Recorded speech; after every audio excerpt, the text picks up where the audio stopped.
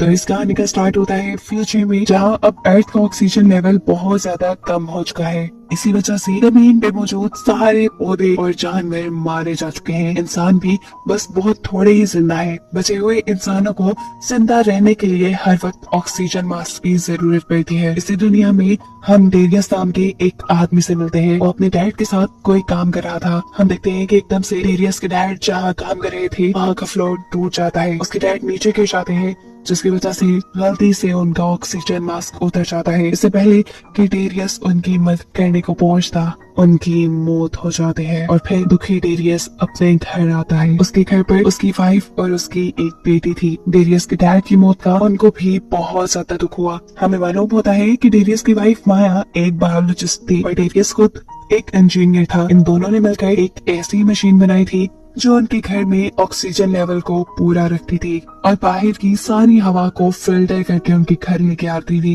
ये लोग अपने घर में बगैर मास्क के जिंदा रह पाते थे। यहाँ इनके इस अंडरग्राउंड बंकर वाले घर में सब कुछ मौजूद था और अगर इन्हें किसी चीज की जरूरत पड़ती तो ये लोग ऑक्सीजन मास्क पहनकर बाहर की दुनिया से उसे ले आते।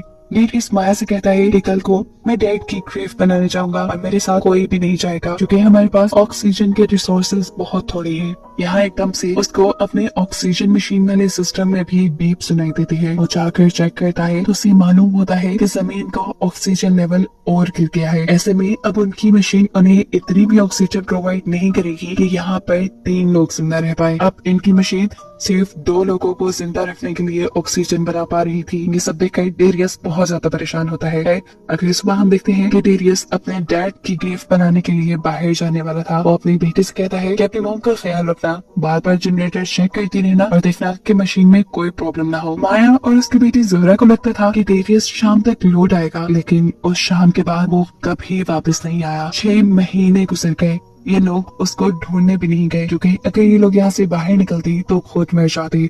इस बंकर में अब सिर्फ माया और जोहरा ही रहती थी। उन्हें आज भी ये उम्मीद थी कि डेरियस वापस आ जाएगा। इस उम्मीद में ये दोनों जिंदा थी और एक दूसरे का बहुत ख्याल रखती थी। माया जो बायोलॉजिस्ट थी उसने अब आहिस्ता आहिस्ता अपने इस बंकर से बाहर निकलना शुरू कर दिया था क्योंकि उसे उम्मीद थी कि कहीं न कहीं वो इस जमीन को दोबारा से जिंदा कर सकती है। वो हर रोज यहाँ पर पौधा लगाती थी इस उम्मीद से कि शायद कोई तो पौधा बढ़ेगा, लेकिन आज तक का लगाया उसका हर पौधा मर रहा था। जोहरा को अपने डैड डेरियस की बहुत ज्यादा कमी फील होती थी। यहाँ पे उसे अपने डैड बहुत याद आते थे और अब तो वो तंग भी आ चुकी थी इस इंतजार से। इसीलिए वो माया से कहती है, मॉम मैं बाहर जाना चाहती हूँ, मैं डैड को ढूंढने की कोशिश करना चाहती हूँ। जिसके जवाब में माया कहती है, बस जोहरा बहुत हो गया। कितनी मर्तबा हमारी इस बात पर बहस हुई है और मैंने कितनी मर्तबा कहा है कि हम यहाँ से बाहर दूर नहीं जा सकते। अपनी मॉम का रूप बिहेवियर देखकर जोहरा उनसे नाराज हो जाती है, लेकिन वो कितना भी नाराज रहती। अगले दिन माया जैसे ही बंकर से बाहर आई पौधे लगाने के लिए तो यहाँ आकर जोहरा ने अपनी मॉम से माफी मांग ली। इससे पहले कि अब ये लोग अपने बंकर में वापस आते, इन्हें यहाँ पर 2 लोग दिखाई दिए, जिनसे डरकर ये लोग बाहर ही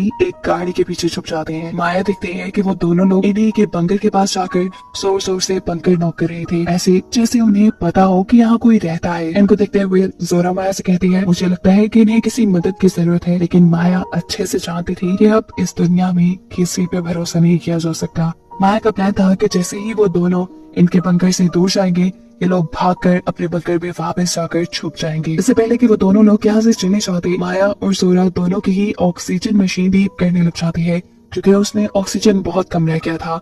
और ऐसे वहाँ पे खड़ी हुई औरत को इनके बारे में पता चल जाता है। जैसे ही वो औरत इन तक पहुँचती है तो देखती है कि वहाँ कोई नहीं था क्योंकि जोहरा और माया पहले ही यहाँ से भाग चुके थे। इस लड़की का दूसरा साथी उनके बंकर की छत के ऊपर था। वो जोर जोर से चिल्लाकर अपने साथी को कह रहा था, पीछे देखो पीछे देखो। इससे पहले कि वो लड़की पीछे देखती, जोहरा और माया दोनों उसे धक्का देते हुए अपने बंकर के अंदर घुस जाते हैं।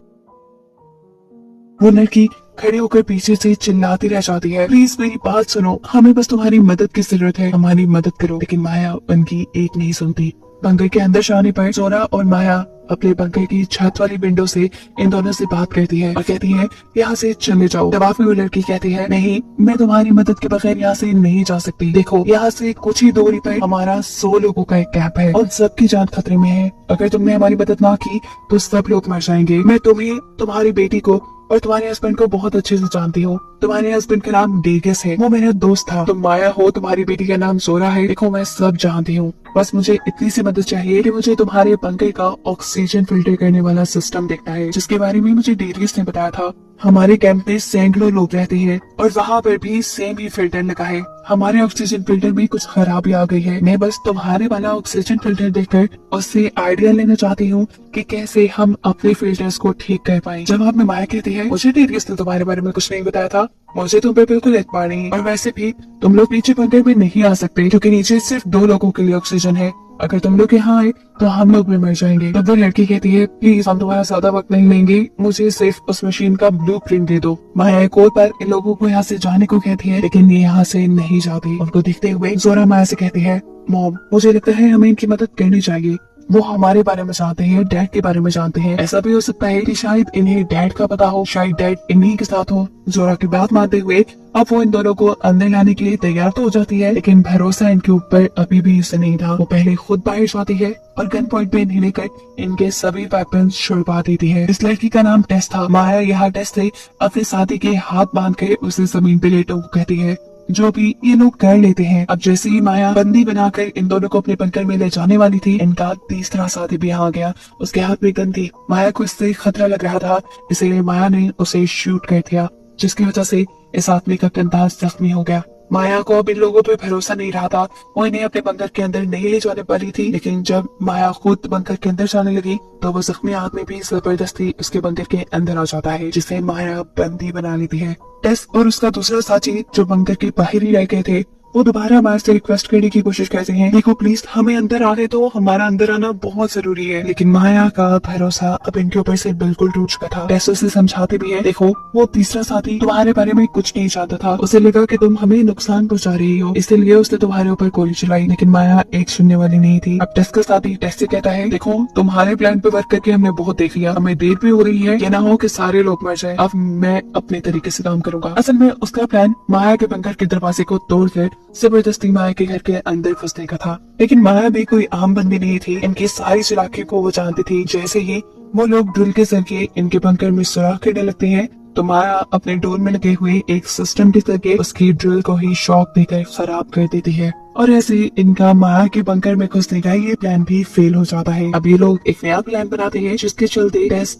माया के बंकर के ऊपर जाकर वो पाइप ढूंढने लग जाती है, जिसकी मदद से हवा इनके फिल्टर के अंदर जाती थी। अपने प्लान के मुताबिक टेस ने अपने साथी से कहा था कि तुम बंकर के गेट के बाहर ही खड़े रहना, जैसे ही माया बाहर निकलेगी तो तुम उसे पकड़ लेना। असल में टेस ने उनके फिल्टर का पाइप बंद कर दिया था, जिसकी वजह से इनके बंकर में ऑक्सीजन का लेवल बहुत ज्यादा कम हो चुका था। वो चाहती थी कि ऑक्सीजन बंद होने पर माया जरूर बाहर निकलेगी, इसलिए उसने अपने साथी से गेट के बाहर रहने को कहा था। लेकिन उसका साथी जब उसकी बात नहीं मानता तो माया के बाहर निकलने पे वो उसे पकड़ भी नहीं पाता, और माया मौका देखते हुए अपने बंकर के ऊपर चढ़ जाती है और पाइप भी खोल लेती है। पाइप को खोलने के बाद माया टेस और उसके दूसरे साथी के ऊपर गोलियां चलाना शुरू कर देती है, लेकिन इस हमले से ये दोनों किस्मत से बच जाते हैं। अब टेस अपने साथी पे बहुत गुस्सा थी, क्योंकि उसी की वजह से उनका प्लान फेल हुआ था। माया अभी भी अपने बंकर के ऊपर छुपी हुई थी। जैसे ही टेस के साथी को ये बात पता चलती है, वो भी बंकर के ऊपर जाकर माया को पकड़ लेता है। ये लोग माया को जबरदस्ती पकड़कर अब बंकर के सीसीटीवी के सामने ले आते हैं, जहाँ से कि जोरा से कहते हैं, दरवाजा खोलो, नहीं तो हम तुम्हारी मॉम को मार देंगे। ये दरवाजा या तो पास की से खुलता था या तो अंदर की तरफ से। माया पास की बाहर नहीं लेकर आई थी और अंदर का तो माहौल ही बिगड़ चुका था। इसके साथ ही जिसे माया ने बंदी बनाया हुआ था, माया के जाने के बाद वो किसी तरह अपने आप को छुड़ाने में कामयाब हो गया और उसने जोरा को बंदी बना लिया।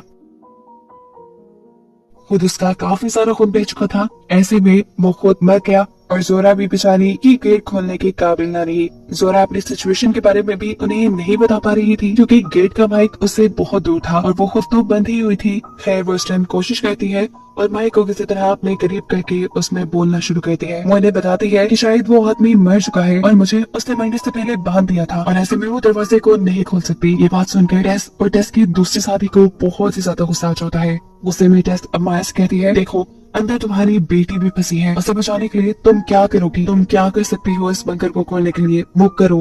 तब माया कहती है, सिर्फ एक रास्ता है, लेकिन उसके लिए हमें बहुत दूर जाना पड़ेगा। एक और पास की है जो डेरियस के पास थी, लेकिन डेरियस आज से 6 महीने पहले घर से निकला था और आज तक वापस नहीं लौटा। यहाँ एक बहुत बड़ा सच ये रिवील होता है कि माया ये बात जानती थी कि डेरियस मर चुका है, क्योंकि उसे डेरियस का एक लेटर मिला था जिसमें लिखा था कि अब उनके बंकर में सिर्फ 2 लोगों के लिए ही ऑक्सीजन है और उसने हम दोनों को बचाने के लिए अपने आप को मार डाला। वो कहती है, मैं चाहती हूँ कि डेरियस की लाश इस टाइम कहाँ होगी। डेरियस के पास ही वो चाबी लेने के लिए अब टेस माया को लेकर यहाँ से निकल जाती है और अपने साथी को सख्ती से इस डोर के सामने रहने को कहती है। रास्ते में माया टेस को ये बात भी बताती है कि अगर तुम्हें लग रहा है कि हमारी मशीन बहुत अच्छी है तो ऐसा कुछ नहीं। वक्त गुजरने के साथ साथ उसका ऑक्सीजन लेवल बहुत कम होता जा रहा है। एक वक्त ऐसा आएगा कि वो सिर्फ एक इंसान के लिए ऑक्सीजन बनाया करेगा। ऐसे में हमारे पास बस बहुत थोड़ा वक्त है। हम खुद भी उस मशीन को मॉडिफाई करने की कोशिश कर रहे हैं। ये सारी बातें और डेरियस की मौत की बात अभी तक माया ने जोरा से छुपाई हुई थी। थोड़ी दूर जाने पे फाइनली माया को डेरियस की लाश मिल जाती है, जिसे देखते हुए वो अपने ऊपर कंट्रोल न कर पाई। उसे रोना आने लगा। टेस उसे कहते हैं, माया हमारे पास इतना टाइम नहीं है, तुम पास के लो और चलो, हमारे पास ऑक्सीजन भी कम है। डेरियस के बैग से चाबी निकालते हुए माया को डेरियस के बैग से एक गन भी मिली, जिस गन को वो अपने पास रख लेती है। वो चाहती तो यहाँ वो टेस को मार भी सकती थी और खुद वापस आ सकती थी, लेकिन उसने यहाँ पर टेस की मदद की, क्योंकि कहीं ना कहीं उसे अब टेस पे भरोसा होने लगा था। बिना वक्त जाया किए अब इन्हें माया के बंकर में वापस जाना था, लेकिन बदकिस्मती से वो लोग जिस कार में यहाँ आए थे उसकी सोलर बैटरी खत्म हो जाती है। माया की टांग बुरी तरह जख्मी थी, वो तो चल भी नहीं सकती थी। ऐसे में वापस जाना उनके लिए एक बहुत बड़ा टास्क बन गया था। टेस माया को कहती है, तुम यहाँ थोड़ी देर रुको, मुझे बंकर की चाबी दो, मैं वादा करती हूँ कि मैं तुम्हें लेने जरूर आऊंगी। माया का उस पर एतबार करना एक और मर्तबा मुश्किल हो चुका था। वो यहाँ टेस के ऊपर गन पॉइंट करती है तो टेस भी उसके ऊपर गन पॉइंट कर लेती है और कहती है, माया देखो कोई गलती मत करना, वहाँ पर तुम्हारी बेटी की जान भी खतरे में है। अगर अपनी बेटी को बचाना चाहती हो तो वो चाबी मुझे दे दो, मैं वादा करती हूँ मैं तुम्हें बचाने आऊंगी। अपनी बेटी की खातिर माया उसे चाबी देने के लिए मान गई। कुछ घंटों की कड़ी मेहनत के बाद टेस भी भागते हुए बंकर तक वापस पहुँच गई। वहाँ पर टेस का साथी पहले से ही मौजूद था। ये लोग अब बंकर के अंदर चले जाते हैं और इन दोनों को देखकर जोरा घबरा जाती है। वो इन दोनों से पूछती है, मेरी मॉम कहाँ है? टेस जवाब में कहती है, वो ठीक है, उनका पाँव जख्मी था, वो यहाँ नहीं आ पाई, लेकिन वो जिंदा है, मैं जल्दी उन्हें वापस ले आऊंगी। जोरा पूछती है कि तुम्हें एक और चाबी कहाँ से मिली? ये तो मेरी डैड की चाबी थी। टेस उसे दुख नहीं देना चाहती थी, लेकिन मजबूरन उसे बताना पड़ा कि तुम्हारे डैड 6 माह पहले ही मर चुके हैं। और ये बात सुनकर जोरा टूट जाती है। यहाँ टेस का दूसरा साथी अब टेस के ऊपर गन बांध देता है और गुस्से में कहता है, चलो चलो अपना काम करो, जल्दी से मुझे ब्लूप्रिंट्स दो। लेकिन टेस उसे यहाँ कहती है, रुको मुझे कुछ वक्त चाहिए, तुम ये काम कर लो, मुझे माया को बचाने जाना है। लेकिन ये आदमी जोरा के ऊपर गन पॉइंट करके टेस से कहता है, मुझे बस इस मशीन के ब्लूप्रिंट्स चाहिए, अगर तुमने मुझे ना दिए तो मैं इस लड़की को मार दूंगा। ना चाहते हुए भी टेस उनकी फिल्ट्रेशन मशीन खोलती है और यहाँ उसे कुछ समझ नहीं आता और अब वो अपने दूसरे साथी यानी अपने बॉस को सब सच बता देती है। वो कहती है, मैं डेरियस को नहीं जानती थी, मैंने तो इन लोगों की बातें रेडियो से सुनी थी, हमें इस मशीन को चेक करने के लिए इसकी मॉम को लाना पड़ेगा। वैसे भी ये मशीन ज्यादा बड़ी नहीं है, ये सिर्फ 2 ही लोगों को जिंदा रख सकती है। टेस की ये बात सुनते ही वो आदमी टेस को गोली मार देता है, क्योंकि उसे खुद जिंदा रहना था। टेस को मरता देखकर जोरा बुरी तरह घबरा गई, क्योंकि अब वो इस पागल आदमी के साथ यहाँ फंस चुकी थी। अब क्योंकि जोरा को भी ये बात मालूम हो गई थी कि कुछ ऐसे बाद की मशीन सिर्फ एक इंसान के लिए ऑक्सीजन बनाएगी, तो उसे इस चीज का भी अंदाजा हो गया था कि थोड़ी ही दिनों बाद ये आदमी उसे भी मार डालेगा। ये रात यूं ही कट जाती है, जोरा रोती रहती है, जबकि सीन कट होकर हमें जोरा की मॉम को दिखाया जाता है, यानी माया को, जो कि अभी तक वही फंसी हुई थी। सुबह होने तक भी जब टेस यहाँ नहीं आई तो उसे पता चल गया कि टेस ने उसे धोखा दिया है। उसके सिलेंडर में ऑक्सीजन भी बहुत कम रह गई थी, लेकिन यहाँ किस्मत ने उसका साथ दिया। सुबह होते ही धूप आ गई और उसकी कार चार्ज हो गई, जिसे लेकर वो जल्दी से अपने बंकर तक आ गई।